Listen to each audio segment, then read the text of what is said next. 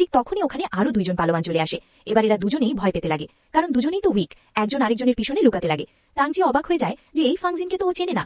এবার ওই ওর পিছন থেকেই ফাংজিন লুকিয়ে যায়, মানে ওখান থেকে পালিয়ে যায়, আর তাংজি একা একা মার খেতে লাগে। ঠিক তখনই পিছন থেকে সুচিং চলে আসে আর ওকে বাঁচিয়ে নেয় ওই পালোয়ানটাকে মেরে।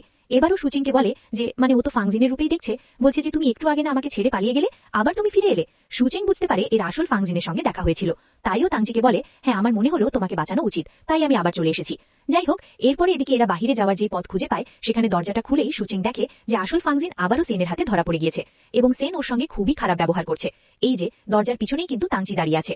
ফাংজিন তাংজিকে আটকে দেয় ওই রুমের ভিতরে, কারণ দুই ফাংজিনকে এক জায়গায় দেখলেই তো সমস্ত কিছু ফাঁস হয়ে যাবে। এদিকে ফাংজিনের সঙ্গে খারাপ ব্যবহার করেই চলেছিল সেন। অন্যদিকে তাংজি ওই দরজাটা খুলে বাহিরে বের হয়ে দেখে যে ফাংজিনকে তারা হাজবেন্ড ধরে ফেলেছে। অন্যদিকে আড়ালে সুচিং লুকিয়েছিল। সুচিং ওর চেহারাটা বদল করতে পারছে না, আর কারণ আবারও ওর ওই চুরিটা সেটা আপগ্রেড হতে শুরু করেছে। এদিকে ওর বোন চিংলে কিছু পুলিশ নিয়ে চলে আসে আর আসল ফাংজিনকে এখান থেকে উদ্ধার করে নিয়ে যায়। কিন্তু তাংজির মনে মনে একটু সন্দেহ হয় আর বলে একই ফাংজিন দুই রকমের ব্যবহার কিভাবে করতে পারে, একজন উইক আর একজন স্ট্রং। এরপরেও একটা বারে আসে, ও একটা শোপিস দেখছিল, যে শোপিসে একটা ছেলে তিনটে মেয়েকে কিস করছিল। মূলত ও নিজেকেই রিপ্রেজেন্ট করছে। ওর বন্ধু ইউকে বলে আচ্ছা আমার কি কোনো সমস্যা আছে, আমি এত খারাপ ছেলে কিভাবে বলতো? কিছুদিন আগেই সুমিয়াও মারা গেল, যেতে না যেতেই আমি আবার ফাংজিনের প্রেমে পড়ে গেছি। শুধু প্রেমেই তো পড়িনি, আমি আবার ফাংজিনের ভিতরে দুই রকমের পার্সোনালিটি দেখতে পাচ্ছি। একটা ফাংজিনকে আমি পছন্দ করি যেটা খুবই স্ট্রং, আর একটা ফাংজিনকে আমি পছন্দই করি না যেটা অনেক উইক।